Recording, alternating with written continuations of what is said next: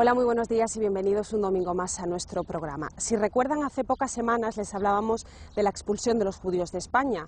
Pues bien, son muchas las cartas que nos han llegado de algunos de ustedes preguntándonos sobre este tema, más concretamente de hacia dónde se dirigían esos judíos, qué destino les esperaba. Para hablar de todo ello y resolver todas estas dudas, tenemos a nuestra invitada de hoy. Ella es la profesora Paloma Díaz Mas. Les dejamos con ella.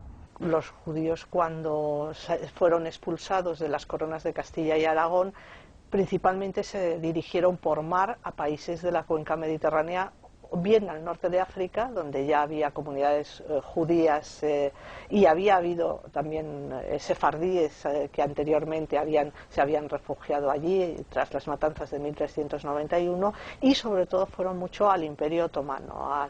El Imperio Otomano era un gran imperio que abarcaba todo el Oriente Mediterráneo y muchos sefardíes encontraron allí refugio. Hubo otros que fueron por tierra hacia el sur de Francia o hacia Portugal. Lo que pasa es que la estancia en Portugal pues les duró bastante poco, porque a los pocos años fueron también expulsados. Pero lógicamente los países del Oriente Mediterráneo y del norte de África fueron el primer destino de muchos. Tanto en el Imperio Otomano como en Marruecos, en ese momento existía un régimen político que permitía no solo que viviese gente de distintas religiones, sino que pudiesen organizar algo muy importante para los judíos, que pudiesen organizar sus comunidades con bastante autonomía, uniéndose y teniendo no solo su propia organización comunitaria, sino su propio sistema educativo, incluso manteniendo su propia legislación para asuntos internos, etcétera.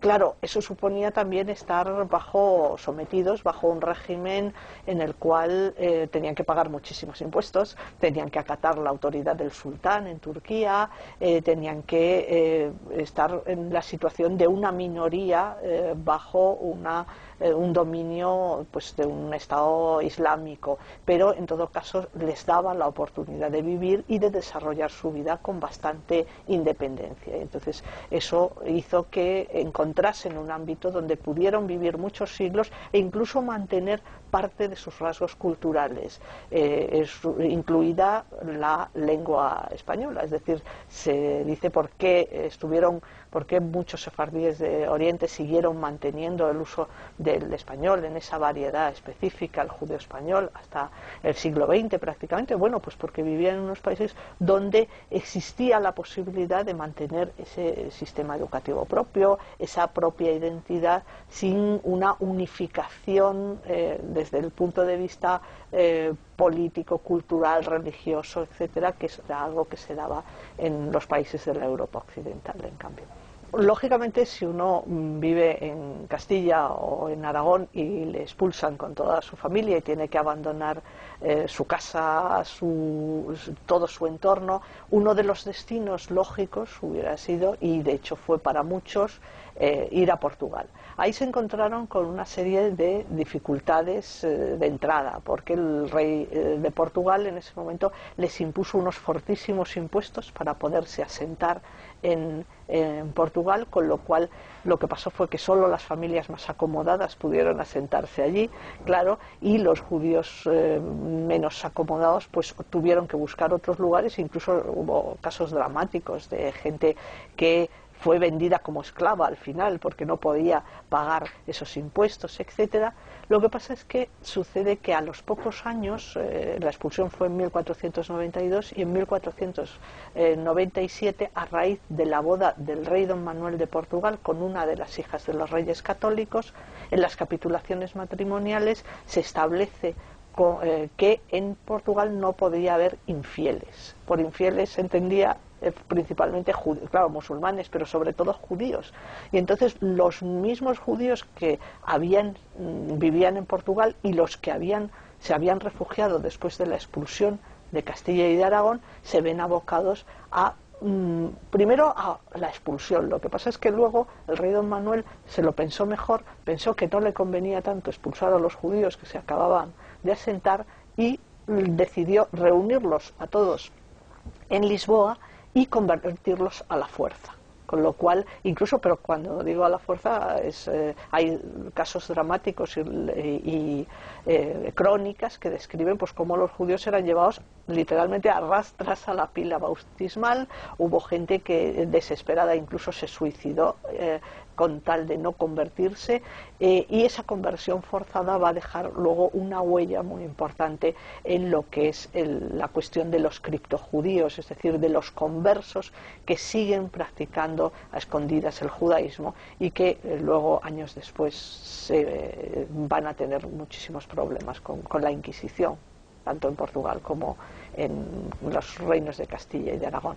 En cuanto a si el destino de los judíos españoles y portugueses fue el mismo, bueno, vamos a llamarles españoles, aunque en ese momento realmente lo que existen son varios reinos peninsulares, el reino de Castilla, el de Aragón, el de Navarra y el de Portugal. Bueno, si los judíos, el destino de los judíos de un lugar y de otro fue el mismo, no fue el mismo. No fue el mismo porque, para empezar, en Castilla existía ya la Inquisición desde 1480, que se había creado precisamente para inquirir en casos de lo que se consideraba herejía, que en gran medida, en mucha parte, eran precisamente de conversos, judíos conversos al cristianismo, que seguían con cierto apego, de una manera o de otra, al judaísmo. Y en cambio en Portugal, cuando se produce la conversión forzada de 1497-98, no había Inquisición, y de hecho no la hubo hasta varias décadas después. El primer proceso inquisitorial contra judíos portugueses es ya el primer auto de fe, que es de 1540.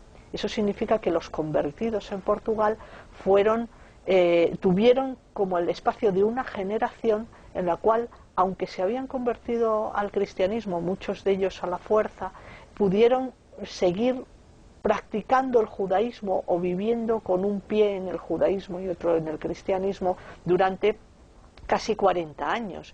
Y eso contribuyó a que en Portugal se crease una comunidad de conversos, de cristianos nuevos apegados al judaísmo, o que seguían practicando el judaísmo a escondidas, lo que solemos llamar criptojudíos, o despectivamente se llamaban marranos, ¿no?